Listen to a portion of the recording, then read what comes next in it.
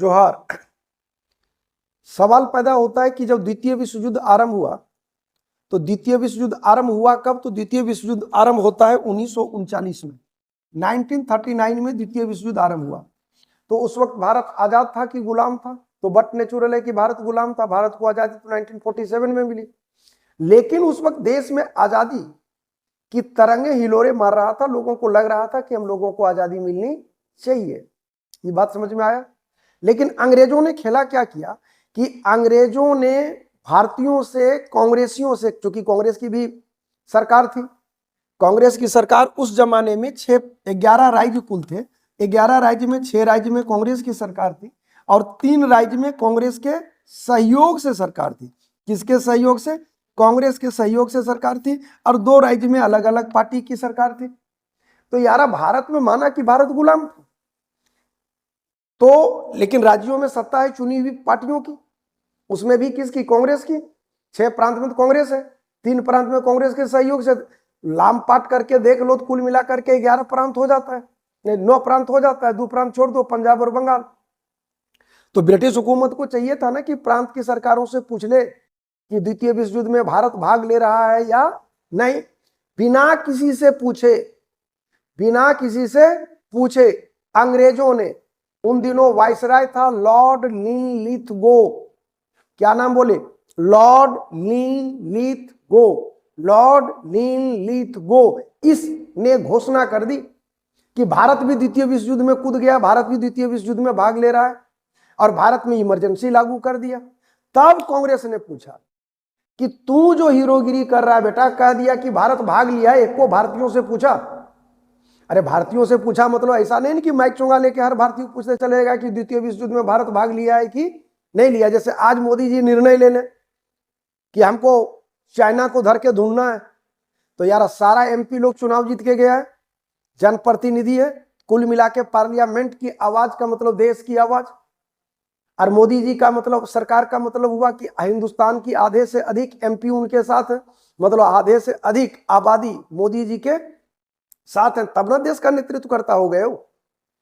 तो वही कांग्रेस ने पूछा कि जब तुमने भारतीयों से पूछा ही नहीं, प्रांत की विधानसभाओं से पूछा ही नहीं, तो भारत को द्वितीय विश्व युद्ध में किस आधार पर कह दिया कि भारत भाग लिया? और आपातकाल इमरजेंसी कैसे लागू कर दिया? तुम अपने उद्देश्य की घोषणा करो कि द्वितीय विश्व युद्ध तुम लड़ रहे हो, तो तुम्हारा उद्देश्य क्या है? तुम्हारा उद्देश्य क्या है? तुम्हारा लक्ष्य क्या है?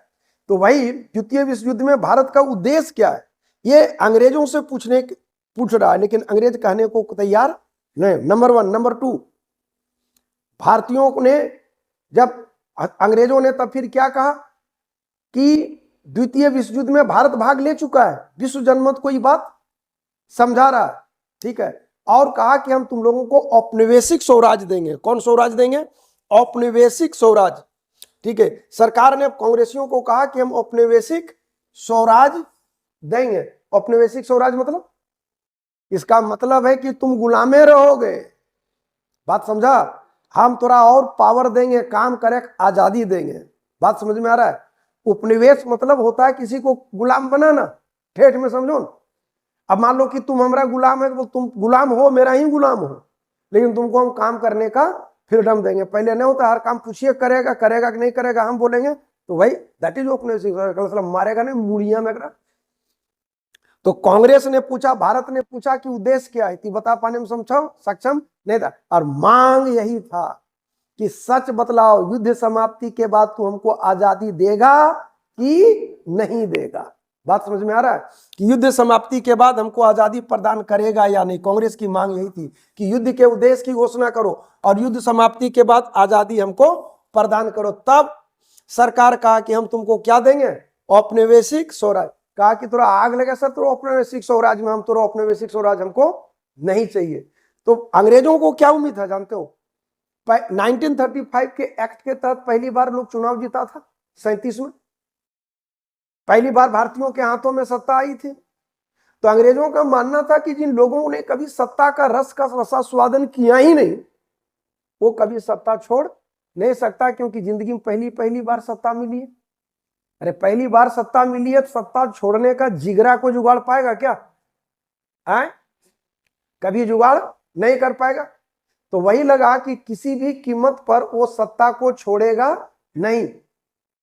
लेकिन भारतीयों को लगा कि ये ब्रिटिश हुकूमत को ये बतला देना चाहिए कि सत्ता से सर्वोपरि भी कोई चीज होती है और वो होता है अपने अधिकार के लिए फाइट करना।